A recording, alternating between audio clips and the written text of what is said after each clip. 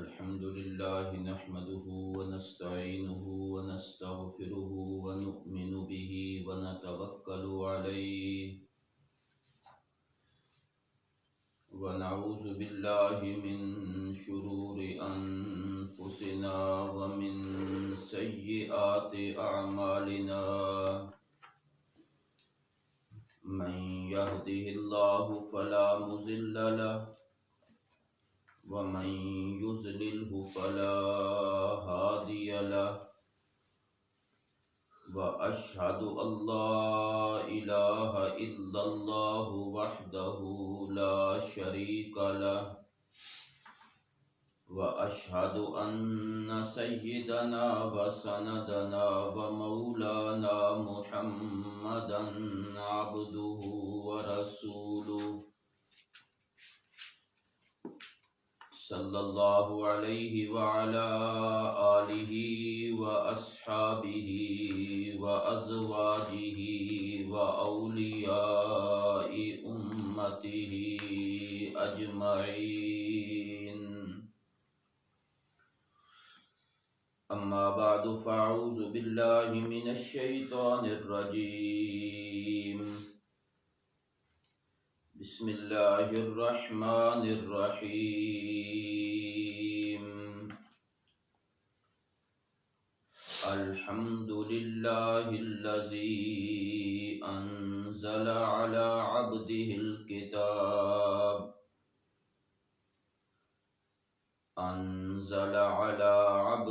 الكتاب ولم يجعل له عوجا قيما لينذر بأسا شديدا من لدنه ويبشر المؤمنين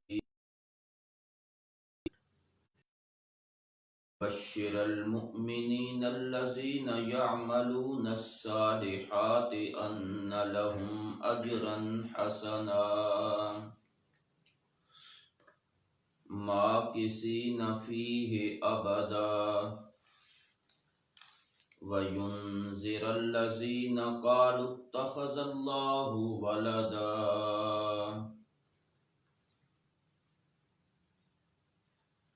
سبحان ربك رب العزة عما يصفون وسلام على المرسلين والحمد لله رب العالمين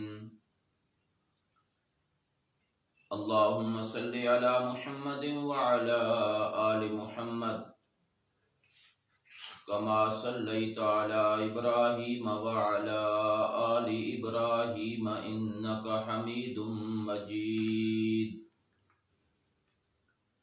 اللهم بارك على محمد وعلى آل محمد كما باركت على إبراهيم وعلى آل إبراهيم إنك حميد مجيد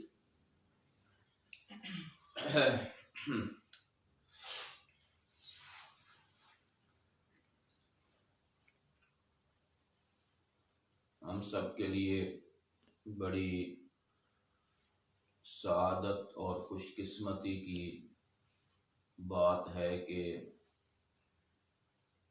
آج ہم قرآن مقدس کی تفسیر اور تشریح دورہ تفسیر القرآن کے عنوان سے اس کا آغاز اور ابتدا کر رہے ہیں۔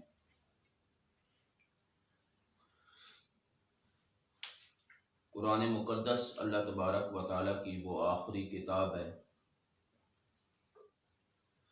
جو اللہ تبارک و تعالیٰ نے اپنے آخری پیغمبر پہ نازل فرمائی ہے۔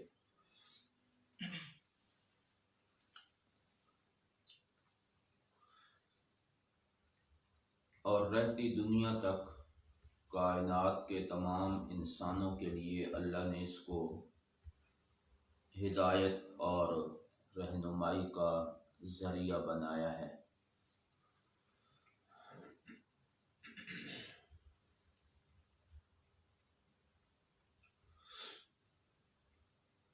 وہی وہ پیغام اور اللہ تبارک و تعالیٰ کی طرف سے وہ احکام جو اللہ اپنے نبیوں کو عطا فرماتے ہیں، اور اس وحی کے ذریعے انبیاء کرام علیہم الصلاۃ والسلام انسانوں کی رہنمائی کا فریضہ سر انجام دیتے ہیں۔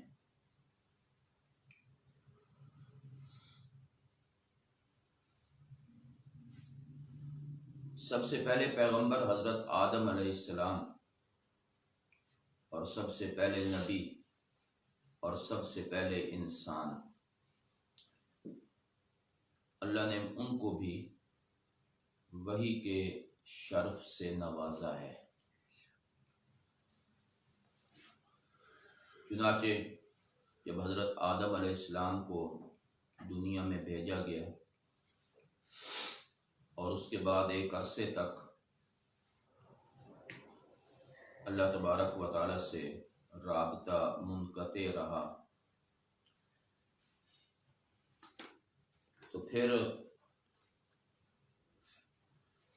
ایک آیت کریمہ نازل ہوئی جس کا ذکر قرآن مقدس میں بھی ہے، ربنا ظلمنا انفسنا وان لم تغفر لنا وترحمنا لنکونن من الخاسرین۔ یہ پیغام بصورت وحی اللہ نے حضرت آدم علیہ السلام کو عطا فرمایا۔ چنانچہ اس کے پڑھنے کے بعد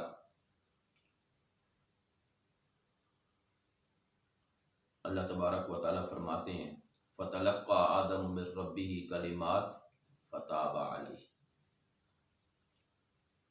فوراً ہی اللہ تبارک و تعالیٰ نے اپنی نوازشات اور وہ ٹوٹا ہوا جو سلسلہ تھا اس کو اللہ نے جوڑ دیا۔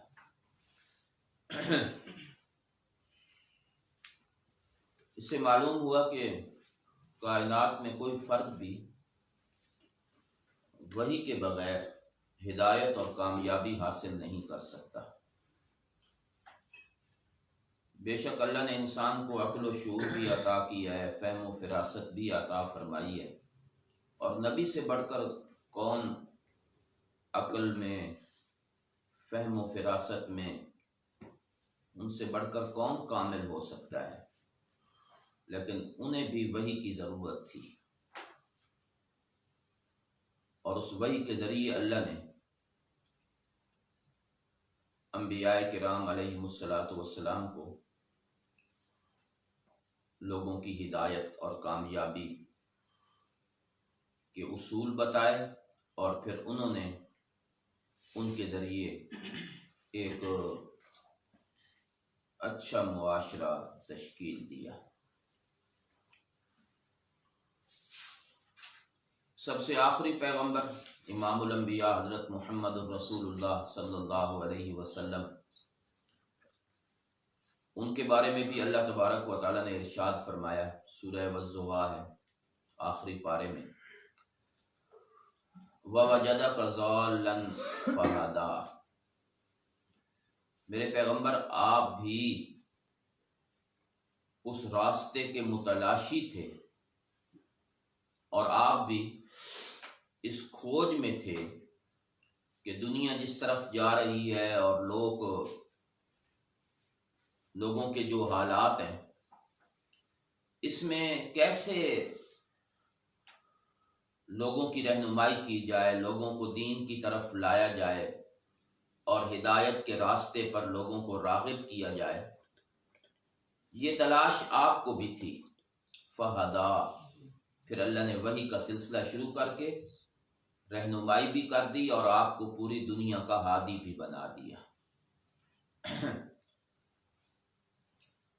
تو یہ ابتدا اور انتہا، میں نے دو نبیوں کا ذکر کیا ہے، ان دونوں کے بارے میں قرآن نے وحی کی اہمیت اور ضرورت اس کا ذکر فرمایا ہے۔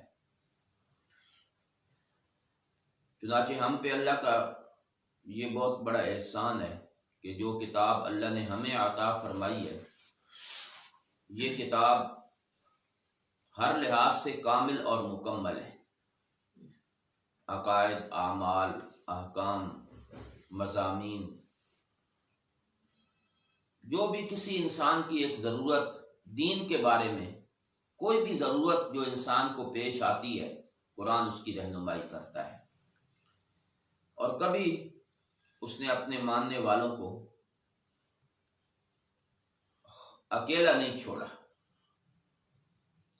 چاہے وہ قرآن کی شکل میں ہو یا اس کی تفسیر نبی کریم صلی اللہ علیہ وسلم کے ارشادات کی شکل میں ہو، یا پھر صحابہ کرام کا طرز عمل ہو، یا ائمہ مجتہدین کا اجتہاد ہو۔ تو بہرحال ہر دور میں اللہ تبارک و تعالی نے اس وحی کے سلسلے کو دنیا میں قائم اور دائم رکھا ہے۔ جو لوگ اس وحی سے منسلک ہوتے ہیں اور جن کا تعلق اس قرآن سے قائم ہوتا ہے، نبی کریم صلی اللہ علیہ وسلم نے فرمایا، خیرکم من تعلم القرآن وعلمہ، تم میں سب سے بہترین وہ ہیں جو قرآن سیکھتے ہیں اور پھر اس کو سکھاتے ہیں۔ تو یہ کائنات کے سب سے اعلیٰ اور افضل لوگ ہیں۔ میری دعا ہے کہ اللہ تبارک و تعالی ہمیں بھی ان لوگوں میں شامل فرما دے، اور وہ تمام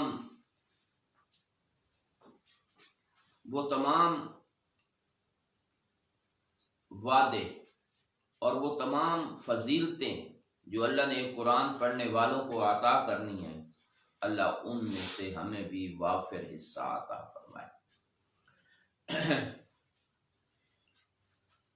چنانچہ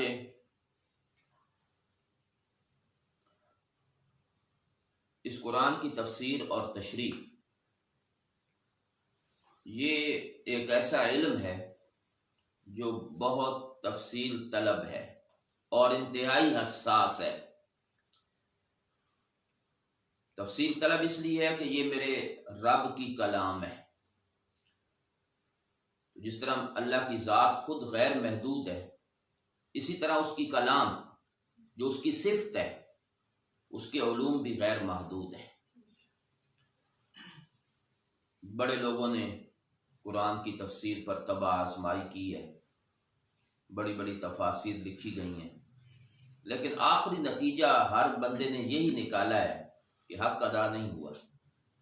بہت ساری باتیں رہ گئی تھیں جن تک ہم نہیں پہنچ سکے۔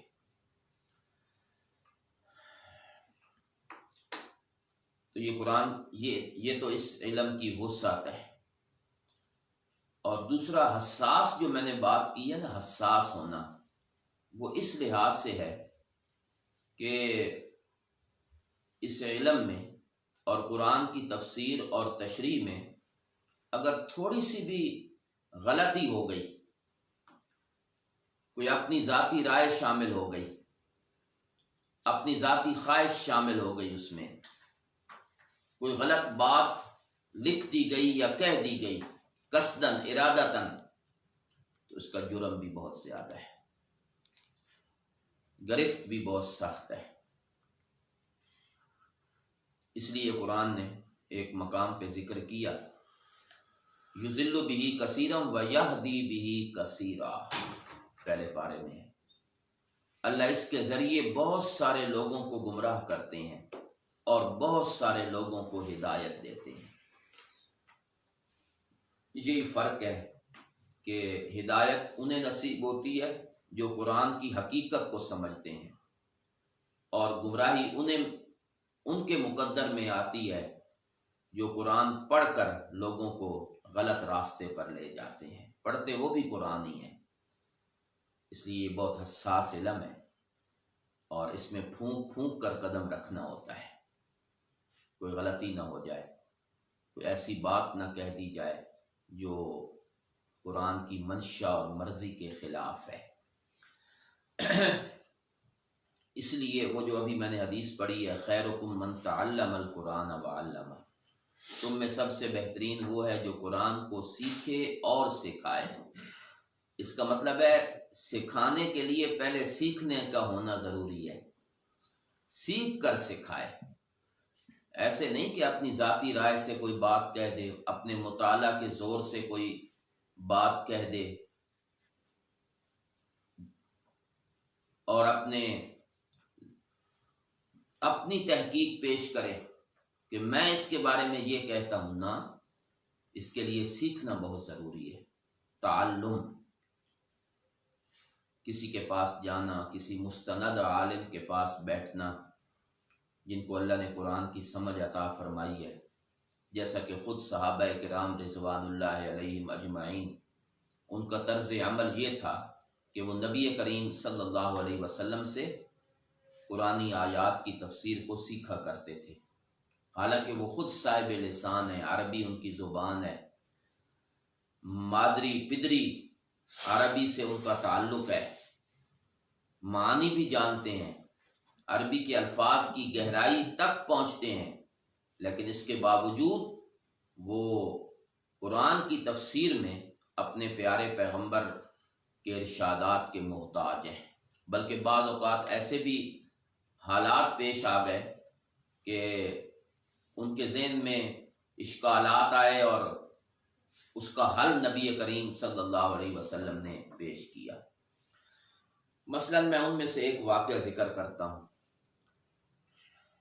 ایک آیت نازل ہوئی قرآن مجید میں، اللہ تبارک و تعالی نے فرمایا، الذین آمنوا، جو لوگ ایمان لائے، ولم یلبسوا ایمانہم بظلم، انہوں نے اپنے ایمان کو ظلم کے ساتھ نہیں ملایا، یعنی ایمان کی حالت میں انہوں نے کوئی ایسا کام نہیں کیا جس کو ظلم کہا جائے۔ ایسے لوگوں کے لیے امن بھی ہے، ہدایت بھی ہے، اور یہی کامیاب ہیں۔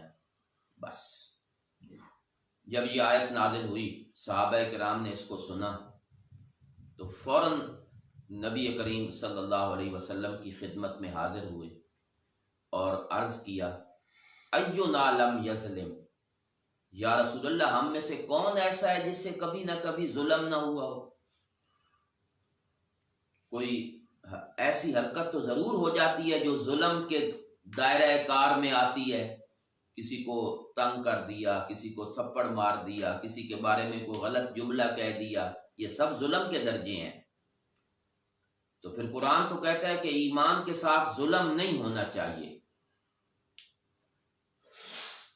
تو نبی علیہ الصلوۃ والسلام نے یہ بات سننے کے بعد ارشاد فرمایا، اوہو، تمہیں غلط فہمی ہوئی ہے، یہاں اس آیت میں اللہ نے جس ظلم کی بات کی ہے وہ ظلم نہیں جو تمہارے ذہن میں ہے، یہ چھوٹی چھوٹی چیزیں یہ تو ہو جاتی ہیں بندوں سے، اس سے مراد وہ ظلم ہے جس کا ذکر اللہ نے سورہ لقمان میں کیا ہے، یا بنی لا تشرک باللہ ان الشرک لظلم عظیم، اے میرے بیٹے اللہ کے ساتھ کسی کو شریک نہ بنانا، اس لیے کہ شرک سب سے بڑا ظلم ہے۔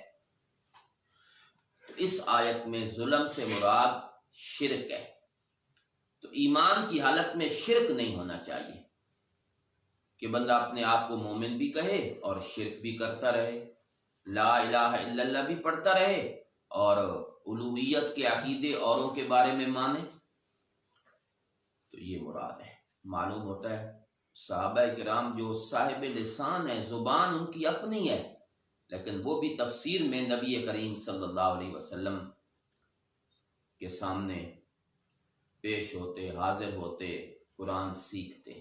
تو سیکھنا بہت ضروری ہے جی۔ بغیر سیکھے جتنے بھی لوگ قرآن کی تفسیر، تشریح یا قرآن کے مضامین اور اس کی گہرائیوں کو بیان کرنے لگے، کہیں نہ کہیں ان کو ضرور ٹھوکر لگی ہے، غلطی کی طرف چلے گئے ہیں وہ۔ بے شک میں یہ نہیں کہتا کہ ان کی نیت خراب ہوگی، نیت شاید ٹھیک بھی ہو، ان کی اچھی بھی ہو، لیکن طرز عمل غلط ہے جی۔ اچھی نیت ضروری نہیں کہ اچھی نیت ہی انسان کو رہنمائی کرے، اس کے لیے طرز عمل بھی ٹھیک ہونا چاہیے۔ تو قرآن کی تفسیر کے لیے سیکھنا بہت ضروری ہے، کسی کے سامنے بیٹھنا۔ بخاری شریف میں امام بخاری نے کتاب العلم میں ایک بات ذکر کی ہے، مقولہ ذکر کیا ہے، انما العلم بالتعلم، علم آتا ہی سیکھنے سے ہے، علم کا تعلق ہی سیکھنے سے ہے۔ تو یہ جو مجلس ہے اور دورہ تفسیر کی یہ کلاس ہے، یہ اسی سیکھنے اور سکھانے کی ایک کاوش ہے۔ اللہ اس کو قبول فرما لے جی، اور اللہ تبارک و تعالیٰ اپنی بارگاہ میں اس کو قبولیت کا درجہ دے کر ہم سب کو اس سلسلے کے ساتھ مرتے دم تک وابستہ رکھیں۔ میں نے سورہ کہف کی ابتدائی آیات پڑھی ہیں اور میرا سبق اسی حصے سے شروع ہونا ہے اور اسی حصے سے اس کا آغاز ہونا ہے، اس لیے بغیر کسی تمہید کے، اور بھی بہت ساری باتیں ابتدا میں ہوتی ہیں، انشاءاللہ وقتاً فوقتاً کریں گے وہ باتیں موقع بموقع، لیکن ہم چاہتے ہیں کہ بغیر کسی تمہید کے اور لمبی چوڑی باتیں، وقت بھی مختصر ہے، چونکہ ہمارا جو نصاب ہے وہ بھی بہت بڑا ہے، اس لیے ہم اس کو شروع کرتے ہیں جی۔ ہمارے حضرت مولانا حسین علی رحمہ اللہ، جن کا ہلکا سا تعارف کل حضرت بندیالوی صاحب نے اپنے درس میں کیا ہے، ان کی شخصیت کے حوالے سے، یہ جو ہمارا سلسلہ ہے تفسیر کا، یہ وہی ہے جو ہمارے حضرت سے منقول ہے اور ان کے شاگردوں نے آگے ہم تک پہنچایا ہے۔ تو ہمارے حضرت کا ایک خاص انداز ہے قرآن کی تفسیر کے بارے میں اور قرآن کی تشریح کے بارے میں، اور بہت خوبصورت انداز ہے جو اللہ تبارک و تعالیٰ نے انہیں عطا فرمایا ہے۔ میں ایک بات اس سلسلے میں عرض کر دوں، بہت سارے لوگوں کو یہ اشکال ہوتا ہے، یہ ان کے ذہن میں ایک بات ہوتی ہے کہ شاید یہ خود ساختہ چیزیں ہیں ان کی، یعنی خود انہوں نے بنائی ہیں اور ان کی ذاتی رائے ہے۔ قطعاً ایسی بات نہیں ہے، جو کچھ بھی انہوں نے بیان کیا ہے، جو کچھ بھی ان کا طرز ہے قرآن کی تفسیر کے متعلق، وہ منقول ہے، تفاسیر میں موجود ہے، انہوں نے اپنے اساتذہ سے پڑھا ہے اس کو، ان کے اساتذہ میں بڑی بڑی شخصیات ہیں، ان میں فقیہ النفس اور اپنے دور کے شاید اگر یہ کہوں کہ سب سے بڑے عالم تو یہ بے جا نہ ہوگا، فقیہ النفس حضرت مولانا رشید احمد گنگوہی رحمۃ اللہ علیہ، حدیث کے استاذ ہیں ان کے جی، جن سے انہوں نے حدیث پڑھی، اور قرآن کی تفسیر حضرت گنگوہی کے ہی مشورے سے حضرت مولانا محمد مظہر نانوتوی، یہ خود ایک بہت بڑے عالم تھے جید، ان سے قرآن کی تفسیر انہوں نے پڑھی، تو یہ اساتذہ سے پڑھی ہوئی باتیں تھیں جن کو انہوں نے آگے منتقل کیا۔ یہ جو صورتوں کے دعوے ہیں کہ صورت میں اللہ نے کیا بیان کیا ہے، اس صورت کا خلاصہ کیا ہے، اس کا مرکزی مضمون کیا ہے، کس مقصد کے لیے اللہ نے صورت کو اتارا ہے، یہ کل پڑھا ہے آپ نے۔ میں صرف اس حوالے سے ایک بات عرض کرنا چاہتا ہوں کہ یہ کوئی نئی چیز نہیں ہے کہ صورت کا ایک دعویٰ ہوتا ہے، صورت کا ایک مرکزی مضمون ہوتا ہے، یہ بالکل کوئی نئی چیز نہیں ہے۔ صحیح بخاری میں ایک حدیث مبارکہ ہے کہ حضرت عمر بن خطاب رضی اللہ تعالی عنہ، ان کی ایک مجلس مشاورت تھی جہاں وہ اپنے ساتھیوں سے مشورہ کیا کرتے تھے، بڑے بڑے جید صحابہ اس میں شامل تھے۔ اس مجلس مشاورت میں حضرت عبداللہ ابن عباس رضی اللہ تعالی عنہما وہ بھی موجود رہتے تھے، حضرت عمر انہیں بھی اس میں شامل رکھتے تھے۔ کچھ صحابہ کے ذہن میں بات آئی کہ عبداللہ ابن عباس تو بالکل نوجوان ہیں، چھوٹی عمر کے صحابی ہیں، تو یہ جو اس مجلس مشاورت میں بیٹھتے ہیں، ہو سکتا ہے کہ چونکہ انہیں اتنا تجربہ نہیں ہے، عمر چھوٹی ہے، کوئی ایسا مشورہ نہ دے دیں کہ جو مشورہ مسلمانوں کے لیے نقصان دہ ثابت ہو، اور حضرت عمر ان کے مشورے پہ عمل کر لیں اور پھر بعد میں اس کے اچھے نتائج نہ ہوں۔ تو یہ ایک خیال تھا جو صحابہ کے ذہن میں آیا کہ ہم بڑی عمر کے لوگ ہیں، ہمارے بچے عبداللہ ابن عباس کی عمر کے برابر ہیں۔ یہ نیک نیتی سے خیال آیا۔ یہ دیکھیں صحابہ میں اختلاف ایسا نہیں تھا کہ ضد، حسد، نہ، یہ تو تصور ہی نہیں ہے نا اس چیز کا صحابہ کے بارے میں کہ وہ کسی سے حسد کریں کہ یہ چھوٹا ہے میں بڑا ہوں، نہ، نیک نیتی کی بنیاد پہ یہ خیال آیا کہ اگر کوئی ایسا مشورہ دے دیا انہوں نے جو مسلمانوں کے لیے بہتر نہ ہوا، عمر جو اتنی بڑی نہیں ہے، حضرت عمر نے اس پہ عمل کر لیا تو کہیں وہ نقصان دہ نہ ہو جائے، یہ چیز تھی۔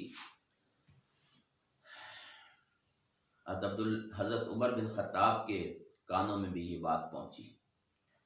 بہت سمجھدار شخصیت تھی حضرت عمر رضی اللہ تعالی عنہ کی، بڑی اللہ نے فہم و فراست عطا فرمائی تھی۔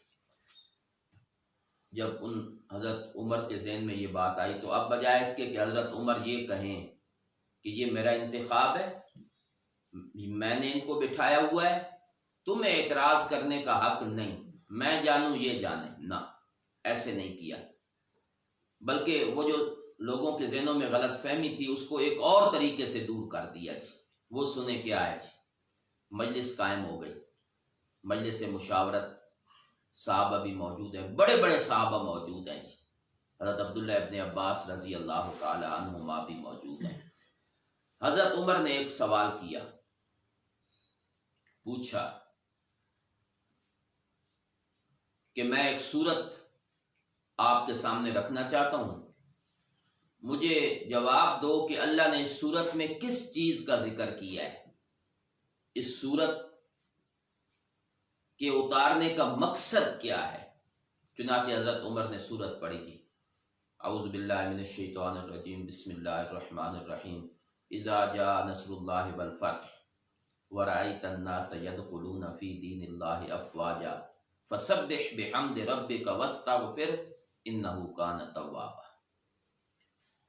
بتاؤ اس صورت میں کس چیز کا ذکر ہوا ہے۔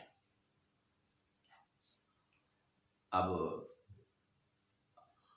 جب یہ صورت سنی تو صحابہ کرام نے عرض کیا، کسی نے کہا اس میں اللہ فتح اور نصرت کی بات کر رہے ہیں کہ مسلمانوں کو اللہ کامیابی عطا فرمائیں گے۔ کسی نے کہا اس میں اس بات کا ذکر ہو رہا ہے کہ اسلام دور دور تک پھیلے گا، آپ لوگوں کو دیکھیں گے کہ اسلام میں فوج در فوج داخل ہوتے ہیں۔ کسی نے یہ بات کی، کسی نے کوئی اور بات کی۔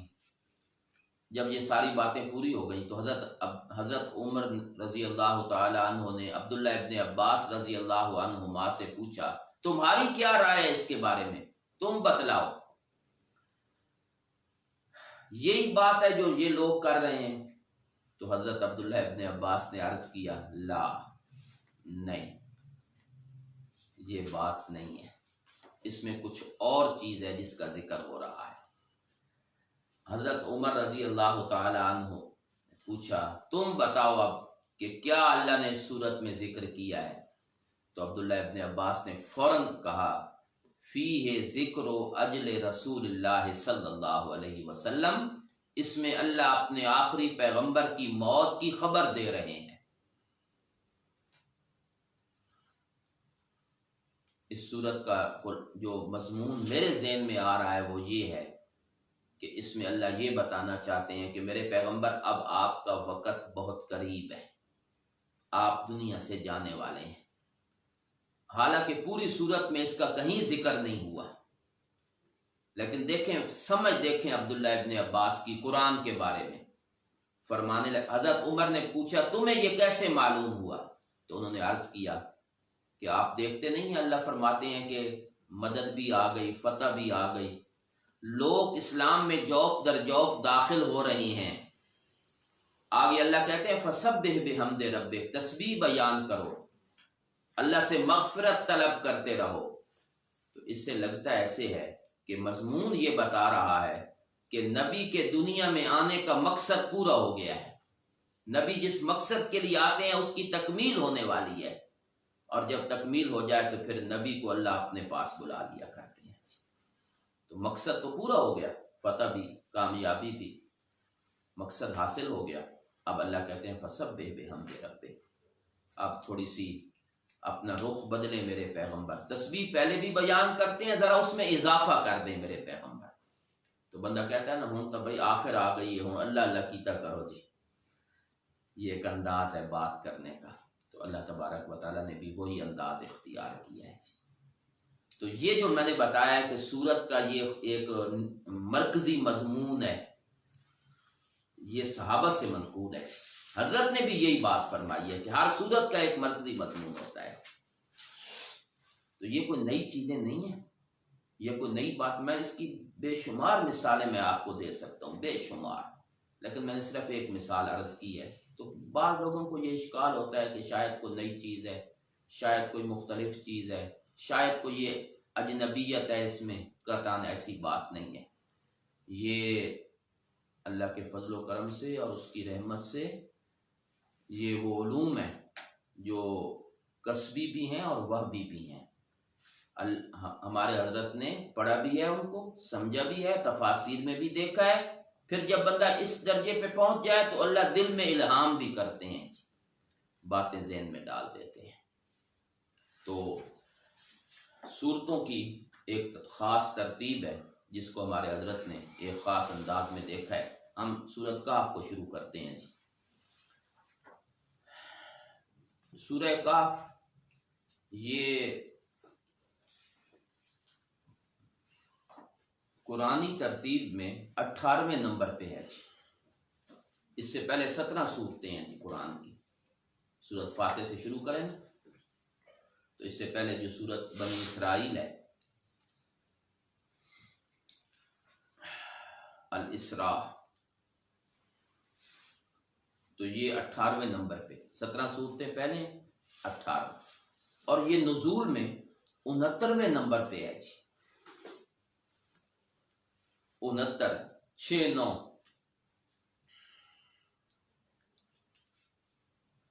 یہاں تھوڑی سی ایک بات سمجھ لیں، قرآن کی 2 ترتیبیں ہیں جی، 2، ایک نزول، ایک ترتیب، اور ایک مصحف جمع والی ترتیب کہ اکٹھا کرنا۔ نزول کی ترتیب الگ ہے، جمع کی ترتیب الگ ہے، لیکن ایک بات اچھی طرح سمجھ لیں کہ یہ دونوں ترتیبیں یہ اللہ تبارک و تعالیٰ ہی کی منشا اور مرضی کے مطابق ہیں جی۔ یہاں تک کہ میرے پیارے پیغمبر کی بھی رائے اس پہ نہیں چھوڑا گیا اس کو جی کہ آپ جہاں چاہیں سورت لکھ لیں، نہیں، خود اللہ تبارک و تعالیٰ نے اپنے پیغمبر کو جب قرآن اترتا تھا، نازل ہوتا تھا، تو اللہ خود اپنے پیغمبر کی رہنمائی فرماتے تھے کہ یہ آیتیں کہاں لکھنی ہیں، ان آیتوں کو کہاں، کس صورت کے اندر لکھنا ہے۔ تو یہ خود اللہ کی مرضی اور منشا کے مطابق ہے۔ فاتحہ پہلے نمبر پہ، بقرہ، آل عمران وغیرہ وغیرہ، یہ خود منشا الہی کے مطابق ہیں۔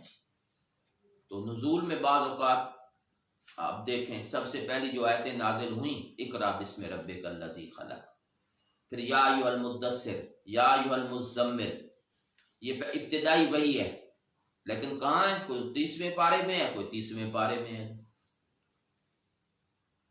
تو یہ اللہ ہی نے یہ بات بتائی کہ اس کو وہیں رکھنا ہے اور ابتدا فاتحہ سے کرنی ہے۔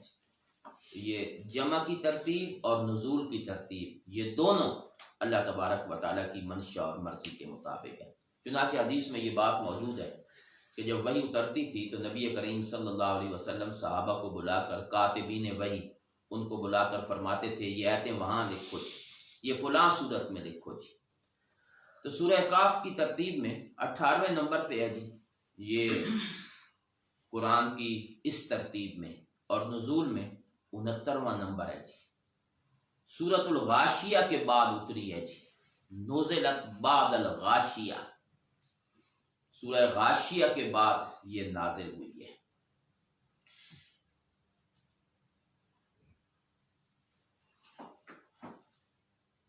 یہ صورت مکی ہے۔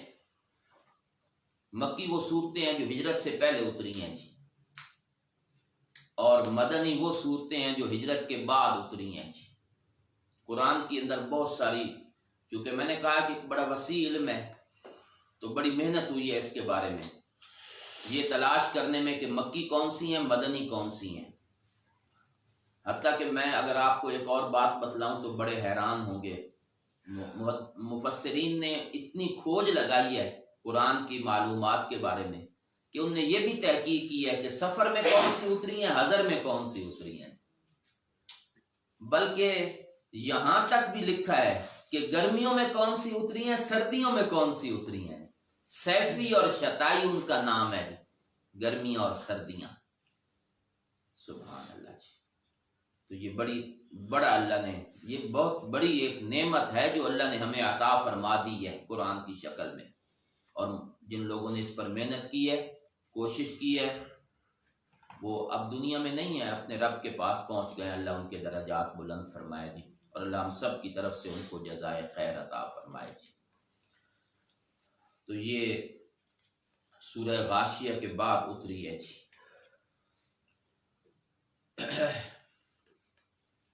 ہمارے حضرت کا انداز تفسیر یہ ہے کہ سب سے پہلے ہمارے حضرت سورتوں میں، جب صورتیں شروع کرتے تھے پڑھانا قرآن مجید کی ابتدا، پھر خاص طور پہ جب صورتیں آتی تھیں تو وہ فرماتے تھے کہ ہر صورت کا پہلی صورت کے ساتھ ایک رابط ہے، رابط، جوڑ، مضمون کے اعتبار سے ایک تعلق ہے، تعلق۔ کبھی وہ ربط اسمی ہوتا ہے، کبھی ربط معنوی ہوتا ہے۔ اسمی سے مراد ہے صورتوں کے نام، ان کا آپس میں جوڑ، اور معنوی سے مراد ہے ان کے مضامین کا آپس میں جوڑ، کہ ایک صورت میں مضمون ذکر ہوا تو اگلی صورت میں جو مضمون ذکر ہوا ان دو مضمونوں کا آپس میں کیا تعلق ہے۔ تو سب سے پہلے میں ربط ذکر کرنے لگا ہوں جی۔ پہلا رابط سنیں جی۔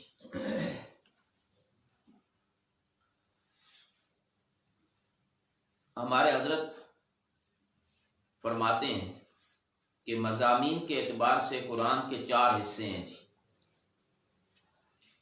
4 حصوں پر مشتمل ہے جی پورا قرآن ہے۔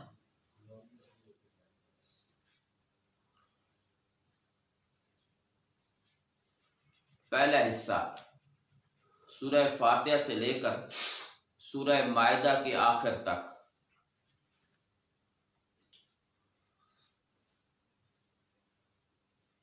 اس میں دیگر مضامین کے علاوہ سب سے اہم مسئلہ جو ذکر ہوا ہے وہ ہے کہ کائنات کے خالق اللہ ہیں، خالقیت کا بیان ہے۔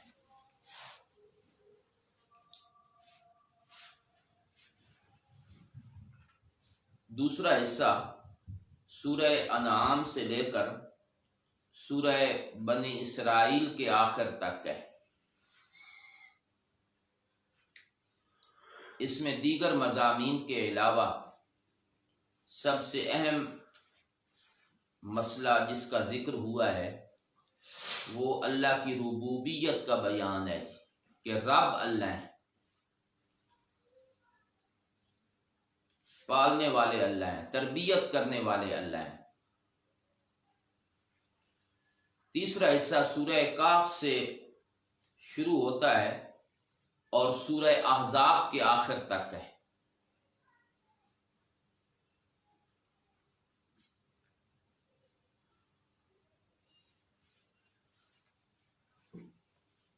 اس میں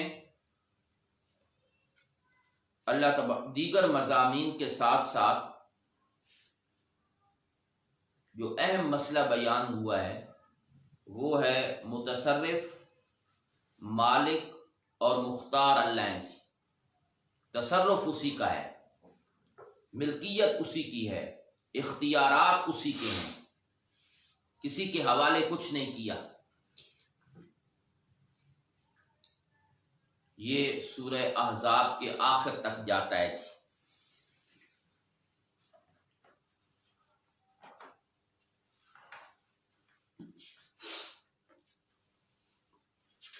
یہ تیسرا حصہ ہے قرآن مجید کا۔ اور اس کے بعد سورہ سبا، وہاں سے لے کر آخر قرآن تک یہ قرآن کا چوتھا حصہ ہے جی۔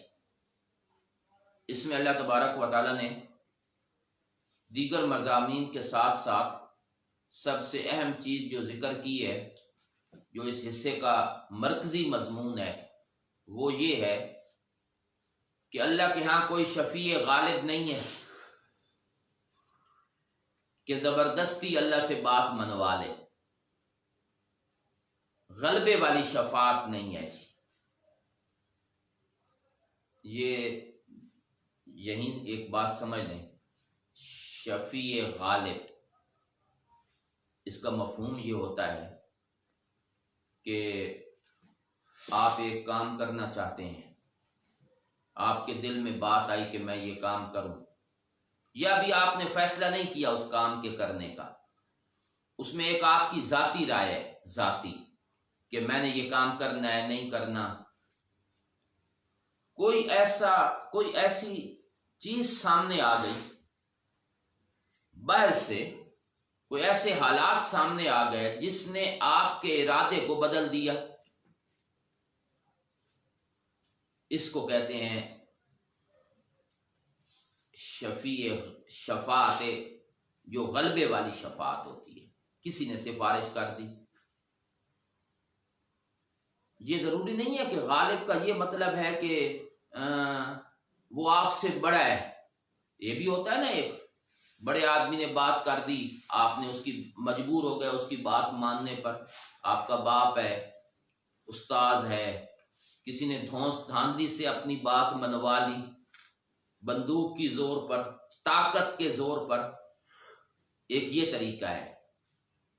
اللہ کے ہاں یہ تصور کسی کا بھی نہیں ہے جی، رب کے بارے میں، کہ کوئی اللہ سے بھی بڑی ذات ہے جو اللہ سے کام کروا دیتی ہے، اللہ مجبور ہو جاتے ہیں، نہ۔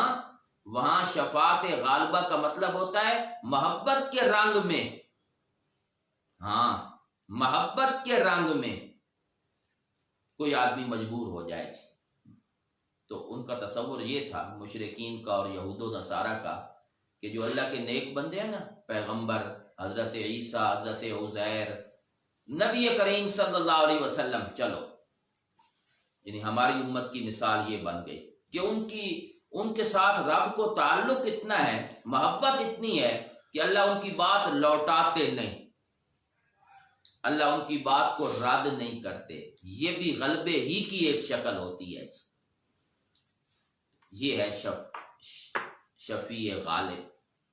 تو اللہ فرماتے ہیں ایسی کوئی بات میرے ہاں نہیں ہے جی، میں مانوں نہ مانوں، میری مرضی آئے، قبول کروں نہ کروں، کوئی دعا کرے۔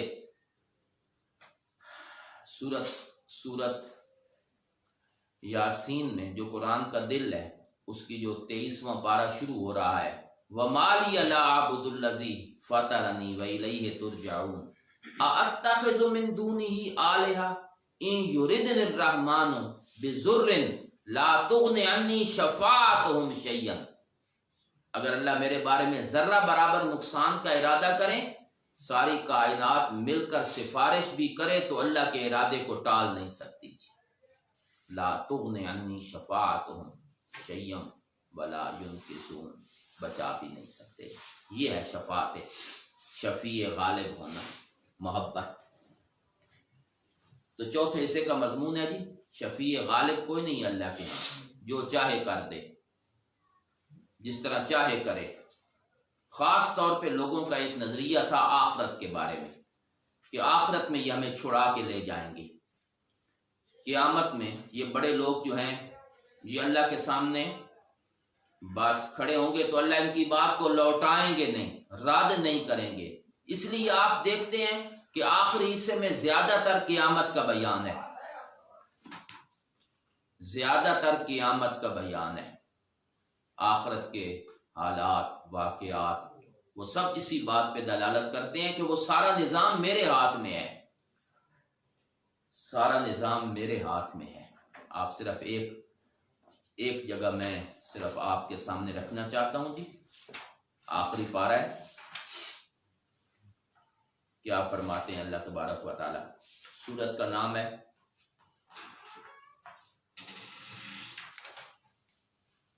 سورت الانفطار.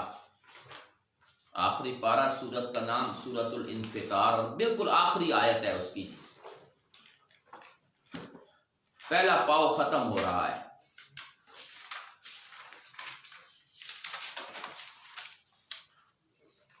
بالکل آخری آیت ہے.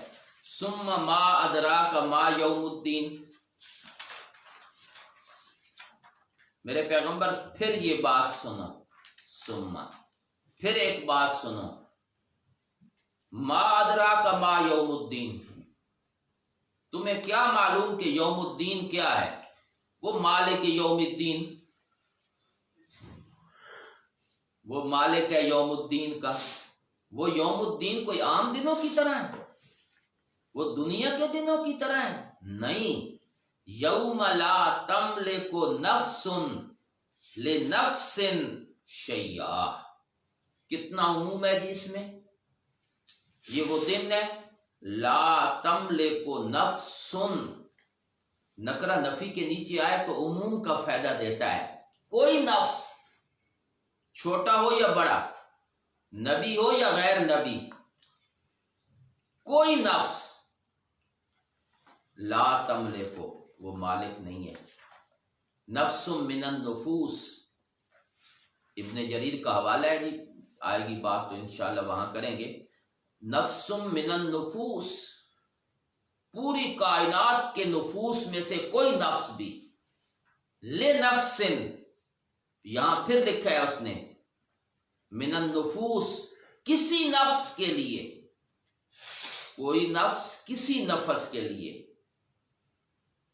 چاہے وہ اپنا ہو یا پرایا، باپ ہو یا بیٹا، کتنا ہی قریبی کیوں نہ ہو اس کا دنیا میں، وہ اس کے لیے لا تملک کو مالک نہیں ہے، ملکیت نہیں ہے اس کی. یہیں پر اللہ نے بات نہیں ختم کی. شیئن، کیا شیئن میں کتنی قلت ہے جی؟ کتنی اس کے اندر کتنی قلت ہے. میں اگر یہ کہوں نا کہ اس کا معنی میں کیسے کروں شیئن کا، ایک تنکے کے برابر بھی مالک نہیں، ایک ذرے کے برابر بھی مالک نہیں. یہ شیئن کا معنی ہے. ملکیت نہیں ہوگی اس دن. والامر یومئذ للہ، اور تمام معاملات اس دن للہ، ایک اللہ ہی کے لیے ہوں گے. الامر، الف لام استغراق کا ہے. الامور کلھا، تمام معاملات اس دن للہ، خاص ہیں اللہ کے لیے. یہ لام اختصاص کا ہے. چھوٹے سے لے کر بڑے تک ہر فیصلہ میرے رب نے کرنا ہے، کسی اور نے کچھ نہیں کرنا. کس کو جنت میں بھیجنا ہے، کس کو جہنم میں، کس کو کتنا عرصہ ادھر رکھنا ہے، کب حساب کتاب شروع کرنا ہے. یا آپ ایک بات میں نے تھوڑی سی ہلکی سی اس کی وضاحت کی ہے. مثالیں اور بھی بڑی ہیں، ذرا ایک اور انداز بھی دیکھیں جی. سورت پہلی آخری پارے کی پہلی سورت ہے سورہ نبا. کیا فرماتے ہیں اللہ؟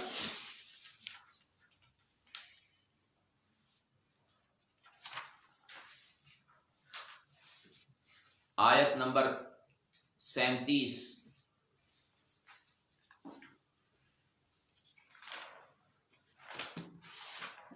38. یوم یقوم الروح، جس دن روح الامین بھی کھڑے ہوں گے، والملائکہ، فرشتے بھی، صفاً، صف باندھ کر. یہ خوبصورت طریقہ ہوتا ہے کھڑے ہونے کا. متفرق کھڑے ہوں، ایک ادھر ایک ادھر ایک ادھر، تو ترتیب ہی نہیں رہتی. آج یورپ نے جو صف کا نظام یا قطاریں، یہ قرآن سے لیا ہے. صفا، قطار در قطار کھڑے ہوں گے. منظر بہت خوبصورت ہوگا اللہ کے سامنے، قطار در قطار. یہ خوبصورتی کی علامت ہے، یہ وقار کی علامت ہے. کسی بھی بڑے کے سامنے کھڑے ہوں تو اس کے اندر قطار. لا یتکلمون، اللہ، اختیار تو بڑی دور کی بات ہے. ملکیت تو بڑی دور کی بات ہے، شفاعت تو بڑی دور کی بات ہے، یعنی مرضی والی شفاعت، اجازت والی نہیں، وہ ہوگی۔ یہ نہ سمجھے کہ ہم شفاعت کے منکر ہیں، شفاعت ہونی ہے لیکن اجازت کے ساتھ۔ یہ لا یتکلمون، اپنی مرضی سے تو بول بھی نہیں سکیں گے، الا من اذن لہ الرحمن، مگر وہی بولے گا جس کو پہلے اللہ اجازت عطا فرمائیں گے۔ وقال صوابا، بات بھی ٹھیک ٹھیک کرے گا جی، درست بات، منشاء الہی کے مطابق بات ہوگی جی۔ تو میں نے دو باتیں تھوڑی سی ہلکی سی بات ذکر کی کہ چوتھے حصے میں کیا ہے جی، تو یہ مضمون بڑی کثرت کے ساتھ بیان ہوگا جی چوتھے حصے میں۔ تو ایک ربط تو ہو گیا جی، سورہ کاف یہ یہاں سے قرآن کا تیسرا حصہ شروع ہو رہا ہے جی، اور اس میں زیادہ تر مضمون ہے کہ متصرف اللہ ہیں، مالک و مختار اللہ ہیں، اپنے اختیارات میں کسی پیغمبر ولی کسی جن کو کسی کے حوالے کچھ نہیں کیا، برکات دہندہ وہی ہیں، سب کچھ اسی کے ہاتھ میں ہے جی۔ یہ ایک ربط ہے جی، اور خوبی یہ ہے اس کی، یعنی اس انداز کی، کہ ہر حصہ الحمدللہ سے شروع ہو رہا ہے جی۔ قرآن کا ہر حصہ الحمدللہ ہی سے شروع ہو رہا ہے، فاتحہ بھی یہیں سے شروع ہو رہی ہے، سورہ انعام بھی، کہف بھی، اور وہ جو آخری حصہ ہے سورہ احزاب کے بعد وہ بھی الحمدللہ ہی سے شروع ہو رہا ہے جی۔ ایک ربط جی۔ دوسرا ربط سنیں جی اس کا، ربط نمبر 2۔ ہم زیادہ تفصیل نہیں ذکر کریں گے ان چیزوں کی، کہ چونکہ مجھے پتہ ہے کہ ہمارے پڑھنے والے جو ہیں وہ زیادہ تر وہ لوگ ہیں جو بالکل شاید پہلی دفعہ قرآن کے ساتھ ان کی مناسبت قائم ہوئی ہو، پہلی دفعہ وہ ہمارے قریب ہوں، ہمارے نزدیک ہوں، قرآن پڑھنے کا شوق ان کے دل میں ہو، تو عام فہم سی بات کریں گے، بالکل عام فہم سی۔ میں ان طلباء سے بھی متوجہ ہوں جو آن لائن پڑھ رہے ہیں گھروں میں بیٹھ کر، کہ وہ یہ محسوس نہ کریں کہ یہ باتیں تو ہماری سطح سے بہت کم ہیں جی، یہ تو ہم نے سنی ہوئی ہیں، کوئی اونچی بات کریں جی علمی، تو انشاءاللہ ان کے لیے بھی ہوں گی علمی باتیں، یہ نہ سمجھے کہ ان کے لیے نہیں ہوں گی، یکساں فائدہ ہوگا انشاءاللہ سب کو جی۔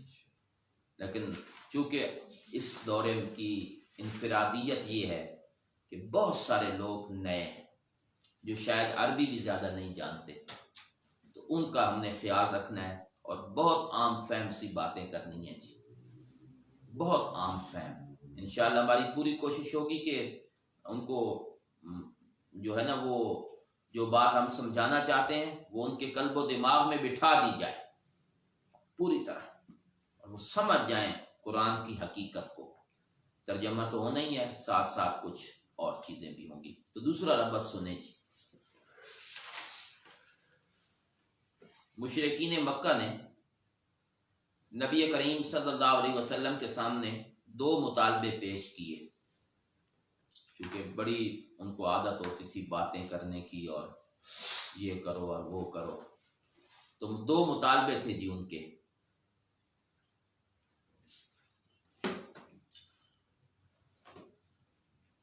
سورہ اعراف ہے جی، پہلا مطالبہ سورہ اعراف میں ہے۔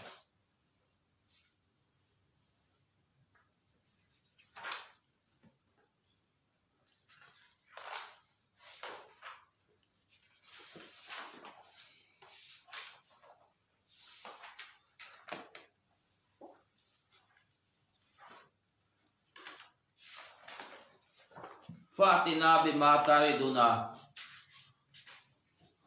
کون سی آیت ہے جی قاری بلال صاحب؟ 77 آیت نمبر 77۔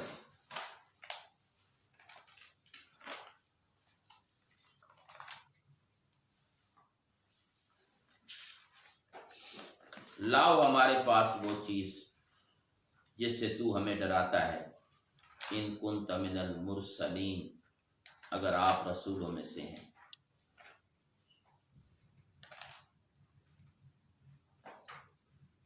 لاؤ فاتنا بما تعدنا، عذاب الہی کا مطالبہ کرتے ہیں۔ یہ مشرکین کی پرانی عادت ہے۔ حضرت صالح سے بھی یہ ہوا، انہیں بھی یہی کہا، نبی کریم صلی اللہ علیہ وسلم سے بھی انہوں نے یہی باتیں کی، لاؤ ہمارے پاس۔ اس کا جواب اللہ نے سورہ نحل میں دے دیا۔ سورہ نحل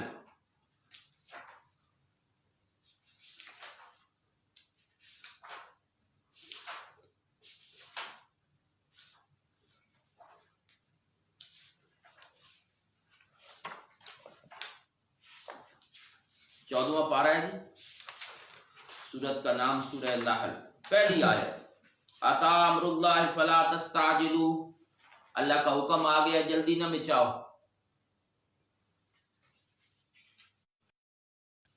مطالبے نہ کرو، آ گیا اللہ کا حکم، بس یہ ایک مطالبہ تھا۔ دوسرا مطالبہ تھا جی ان کا سورہ طٰہٰ کے آخر میں 16واں پارہ تھی،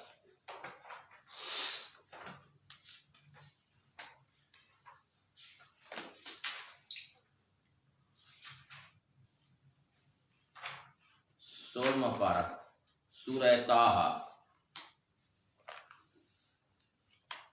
آیت نمبر 133، وَقَالُوا لَوْلَا يَأْتِينَا بِآیَةٍ مِّن رَّبِّهِ، کیوں نہیں لاتے کوئی نشانی، ہمارا من پسند معجزہ جو ہم چاہتے ہیں وہ لے آؤ، لے آؤ نا معجزہ، کوئی نشانی پیش کرو۔ یہ ان کا ایک اور مطالبہ تھا، اس کا جواب سورہ بنی اسرائیل میں دے دیا، معجزہ آ گیا ہے، سبحان الذی اسریٰ بعبدہ، 15ویں پارے کے بالکل پہلی آیت، 15واں پارہ شروع ہو رہا ہے جی یہاں سے، سبحان الذی اسریٰ بعبدہ، معجزہ آ گیا ہے۔ اب اگر نہیں مانو گے تو ہلاک ہو جاؤ گے۔ معجزہ بھی آ گیا، نشانی بھی ہم نے پیش کر دی۔ اب سورہ کہف میں اب بنی اسرائیل کے ساتھ ربط سنیں جی اس کا، چونکہ اس سے پہلی سورت بنی اسرائیل ہے تو اس میں معجزہ کا مطالبہ ہوا تو اللہ نے دکھا دیا۔ اب سورہ کہف میں اللہ نے مشرکین کو ایک اور موقع عطا کیا، ان کے کچھ شبہات تھے، اس کا جواب دیا گیا۔ چلو تمہارے ذہن میں اگر کوئی اشکالات ہیں تو ہم ان کا جواب بھی دے دیتے ہیں، ورنہ معجزے کے بعد ہلاکت تو ہونی ہی ہونی ہے، نہیں مانو گے ہلاک ہو جاؤ گے۔ لیکن پھر دل میں یہ بات رہ گئی کہ ہائے ہمارے یہ اشکالات تھے، یہ دور ہو جاتے تو ہم ایمان لاتے۔ اللہ نے ان کے جوابات سورہ کہف میں دے دی، تو یہ بنی اسرائیل کے ساتھ اس کا رابط ہوا جی۔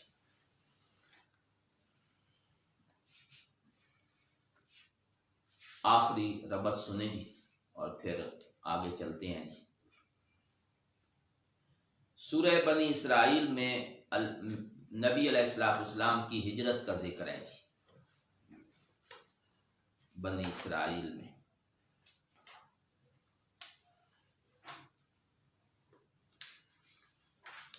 مکہ مکرمہ سے آپ کا مدینے کی طرف ہجرت کرنا، اس کا ذکر اللہ نے سورہ بنی اسرائیل میں کیا ہے جی۔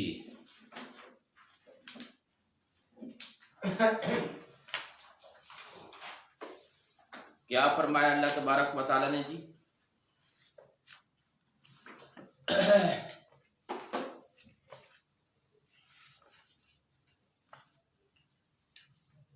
میرے پیارے پیغمبر،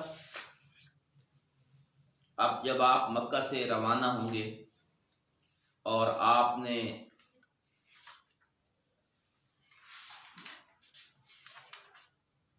یہاں سے نکل کے جانا ہے تو اللہ سے دعائیں کرتے ہوئے جانا ہے جی۔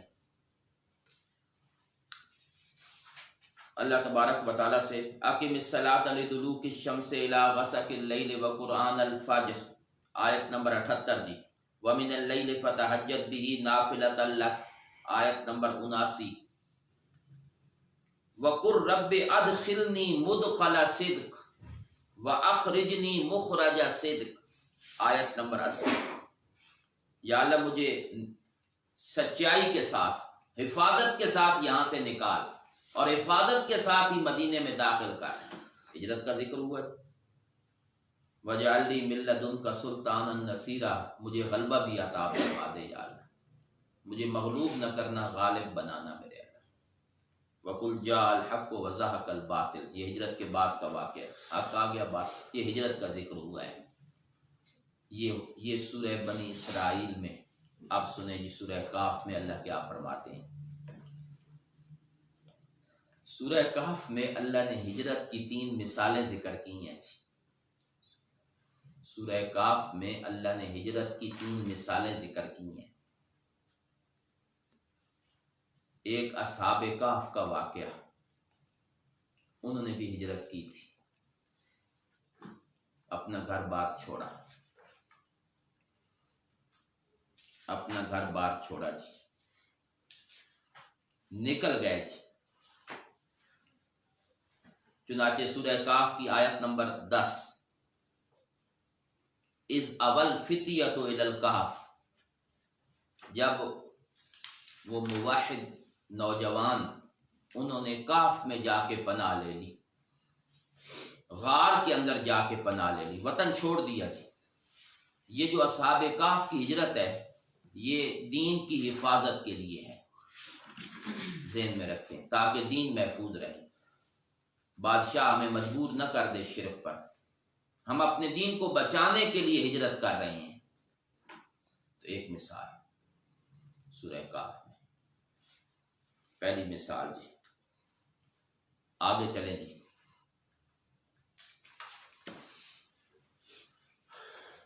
دوسری مثال جی، سورہ کہف میں دوسری مثال ہجرت کی، وہ حضرت موسیٰ علیہ السلام کا واقعہ جی۔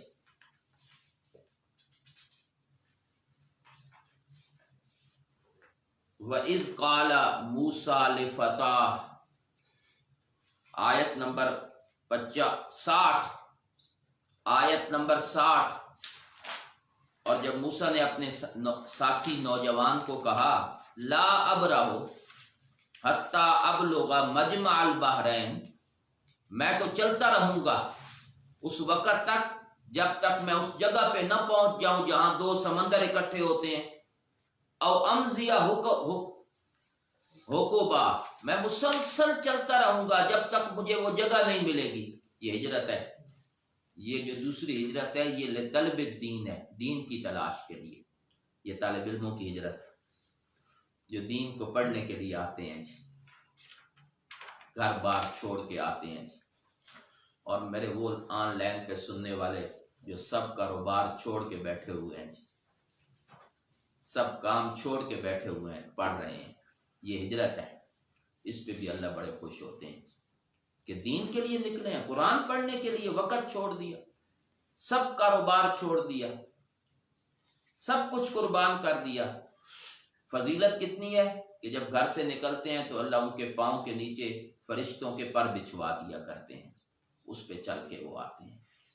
یہ کوئی معمولی عمل نہیں ہے، یہ کوئی معمولی نیکی نہیں ہے جی۔ تو یہ دوسری ہجرت کا مثال ہے جی، لطلب الدین، جو دین کی تلاش کے لیے ہوتی ہے۔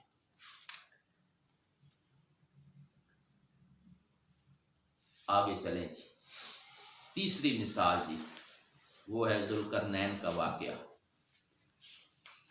جو اللہ نے اس صورت میں ذکر کیا ہے جی۔ وَيَسْأَلُونَكَ عَنْ ذِي الْقَرْنَيْنِ، آیت نمبر 83۔ تو اس سے پوچھتے ہیں ذوالقرنین کے بارے میں، ہم اس کا واقعہ بتاتے ہیں، ہم نے اس کو قدرت دی زمین میں۔ یہ دوسری آیت ہے 84۔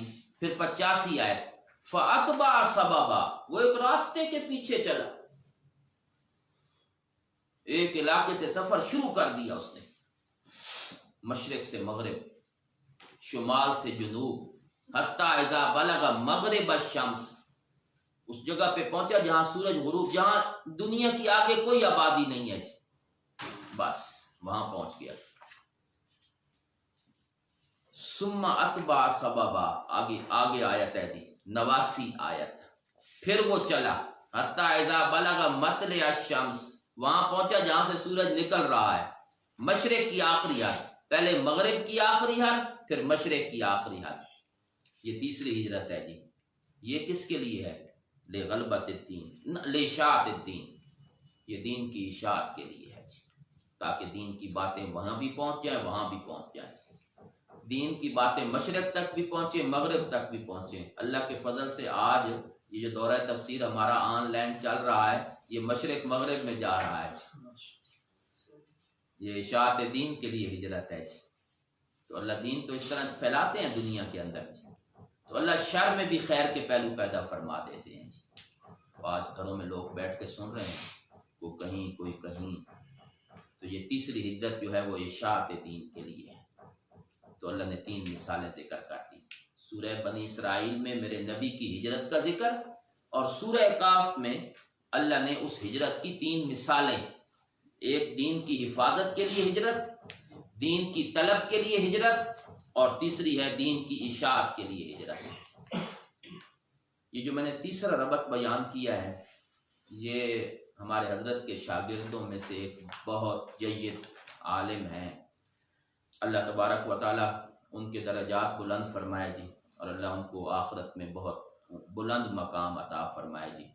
انہوں نے یہ ربط اس کا ذکر کیا، اور بہت خوبصورت ربط ذکر کیا ہے جی۔ تو جس کے دل میں اللہ بات ڈال دے جی، تفسیر جواہر قرآن میں نہیں ملے گا آپ کو، یا وہاں تو وہ چیزیں ہیں جو ہمارے حضرت سے براہ راست سنی گئی ہیں۔ تو بہرحال یہ اسی سلسلے کی ایک کڑی ہے جی۔ تو آپ کبھی اللہ شاگردوں کو بھی بڑی مطلب ہے دے دیتے ہیں، جب اساتذہ کے ساتھ ان کا تعلق ہوتا ہے، جوڑ ہوتا ہے، تو اللہ بہت کچھ عطا فرمائے۔ تو یہ 3 ربط میں نے ذکر کر دی ہیں جی۔ سورت کا خلاصہ سنیں جی۔ ہمارے حضرت کی ایک ترتیب یہ ہے کہ وہ ربط کے بعد خلاصہ بیان فرمایا کرتے تھے کہ سورت میں کیا کچھ بیان ہوا ہے، خلاصہ کیا ہے اس کا، نچوڑ لب لباب چند لفظوں میں بیان فرما دیا کرتے تھے، پوری سورت کا خلاصہ، پھر مضامین، پھر اس کے ساتھ ان مضامین کا اجمالاً ایک خاکہ بیان فرما دیا۔ اچھا جی، لکھیں جی خلاصہ۔ سورۃ کاف میں 4 شبہات کا جواب ہے، مشرکین کے 4 شبہات کا جواب ہے۔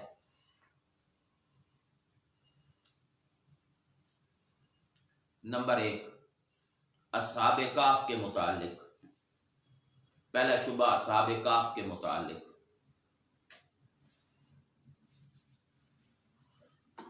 نمبر 2، جنات کے بارے میں کہ لوگ ان کو مشکل کشا سمجھتے ہیں، واہ، جن بھی مشکل کشا ہیں، اللہ کی صفتوں میں شریک ہیں، اللہ نے اس کا جواب دیا۔ تیسرا شبہ، حضرت موسیٰ اور حضرت خضر دونوں اللہ کے نبی ہیں، ان کے بارے میں شبہات تھے کہ حضرت خضر عالم الغیب تھے جی، متصرف تھے، لوگ یہ سمجھتے تھے۔ آج بھی کچھ لوگوں کے ذہنوں میں ہے کہ دریا کا نظام حضرت خضر کے حوالے ہے، دریا کا نظام وہ چلا رہے ہیں۔ کئی لوگوں کو آپ نے دیکھا ہوگا جب کسی دریا کے پاس سے گزر رہے ہوتے ہیں، تھوڑے سے پیسے ڈال دیتے ہیں اندر، یہ حضرت خضر کے نام کی نظر و نیاز ہے، وہ خوش ہو جائیں گے، ہمارا سفر اچھا رہے گا۔ یہ پرانا تصور ہے جو چلا آ رہا ہے، اس کا جواب دے دیا۔ چوتھا شبہ تھا ذوالقرنین کے بارے میں کہ وہ متصرف ہیں، ان کے ہاتھ میں بہت کچھ ہے۔ اللہ نے 4 شبہات کے جواب دے دیے۔ یہ بنیادی مضمون ہے جو اس صورت میں ذکر ہوا ہے جی، بنیادی مضمون کہ 4 شبہات کے جواب ہے۔ منکرین دعویٰ جو لوگ لا الہ الا اللہ کے دعوے کا انکار کرتے ہیں ان کی اصلاح کے لیے 3 چیزوں کا ذکر یہ بھی اس صورت میں ہوگا جی. یہ ذیلی مضمون اب آ رہے ہیں. ذیلی جس طرح ایک مقرر تقریر کرتا ہے اور خطاب کرتا ہے تو ایک تو اس کا بڑا عنوان ہوتا ہے، چھوٹی چھوٹی چیزیں بھی ذکر کرتا ہے، کوئی واقعہ، کوئی مثال، کوئی لطیفہ. تو یہ ذیلی عنوانات اب شروع ہو رہے ہیں جی. بڑا مضمون میں نے ذکر کر دیا ہے، 4 شبہات کا جواب. ذیلی کیا ہے جی وہ سنیں. منکرین کی اصلاح کے لیے 3 چیزوں کا ذکر، اس کو کہتے ہیں امور ثلاثہ. 3 چیزوں کا ذکر. نمبر 1، اللہ دنیا لے لیتے ہیں، سلب دنیا، جس پر تم بڑے فن خان بنے پھرتے اور ہمارے دعوے کو نہیں مانتے، اسم مالدار ہیں جی، اساڑے کل پیسہ پیسہ، ہم چودھری ہیں جی. سلب دنیا، اللہ دنیا لے لیتے ہیں. 1. نمبر 2، تقلیل دنیا، دنیا دے بھی دیں تو بہت تھوڑی ہے جی، بہت تھوڑی، آخرت کے مقابلے میں بہت تھوڑی ہے جی. دوسرا طریقہ اصلاح کا. تیسرا طریقہ جی عذاب عقبہ، اگر اللہ یہاں کچھ بھی نہ کریں تو آخرت میں تو گرفت ہونی ہے نا جی، اس سے ڈر جاؤ. اور ڈرتے ہوئے یہ اصلاح کے طریقے ہیں کہ مان جاؤ ہمارا دعویٰ، دنیا اللہ لے لیتے ہیں، دنیا قلیل ہے، آخرت کا عذاب بھی ہے. تخویفات بھی ہیں، ڈرانے والی چیزیں جن سے اللہ ڈراتے ہیں. کل آپ نے اصطلاح پڑھی ہے تخویف کی. بشارتیں بھی ہیں جی، زجر بھی ہیں جی اس صورت میں. سورت کا جو آخری رکوع ہے، لکھیں جی، سورت کا جو آخری رکوع ہے اس میں اللہ تبارک و تعالی نے جن آیات کو ذکر کیا ہے ان کا تعلق 4 شبہات کے ساتھ ہے. وہ جو 4 شبہات کا جواب اللہ نے سورت میں دیا ہے، آخری رکوع میں کچھ ایتیں ذکر ہوئی ہیں جو انہی شبہات کے ساتھ متعلق ہیں، متفرع ہیں جی اس پر. متفرع کا معنی نتیجہ، شبہات کا نتیجہ، جواب کا نتیجہ. اور سورت کے آخری جملے میں پوری سورت کا خلاصہ بیان کر دیا گیا ہے. سورت کے آخری جملے میں پوری سورت کا خلاصہ بیان کر دیا گیا ہے، پوری سورت کا. وَلَا يُشْرِكْ بِعِبَادَةِ رَبِّهِ أَحَدًا، یہ آخری جملہ ہے سورت کا. اللہ کی عبادت میں کسی ایک کو بھی شریک نہ کرے. نہ اصحاب کہف شریک ہیں، نہ حضرت موسیٰ اور خضر شریک ہیں، نہ ذوالقرنین شریک ہے، اور نہ جنات شریک ہیں. وہ جو 4 شبہات تھے نا کہ یہ اللہ کی الوہیت میں شریک نہیں ہے، اس پورے کا خلاصہ وَلَا يُشْرِكْ بِعِبَادَةِ رَبِّهِ أَحَدًا. سبحان اللہ. اللہ ختم کرتے ہیں تو توحید پر ہی ختم کر دیتے ہیں سورہ. یہ ہمارے سبق کے آج آخری الفاظ تھے. اللہ پہلی دعا تو یہ ہے کہ اللہ اپنی بارگاہ میں قبول فرمائیں جی، اور جو سلسلہ شروع ہوا ہے اللہ اس کو بحسن و خوبی اپنے فضل و کرم سے پائے تکمیل تک پہنچائیں. جتنے بھی ہمارے ناظرین ہیں، سننے والے، دیکھنے والے، میری ان سب کے لیے دعا ہے کہ اللہ ان کو قرآن کی فہم و فراست عطا فرمائے. اور آج جو ہمارے سلسلے کے ساتھ وہ کل سے جڑے ہوئے ہیں، اللہ ان کے وقت، ان کے اوقات میں برکتیں عطا فرمائے جی، اور اللہ انہیں دین دنیا کی پریشانیوں سے دور فرما دے جی. اور یہ جو عذاب کی شکل میں ایک وبائی مرض پھیلی ہوئی ہے، اللہ پورے عالم کی حفاظت فرمائے جی. اور اللہ تبارک و تعالی اس عذاب کو جلد از جلد دنیا سے ہٹا دے، ختم کر دے. وما علینا الا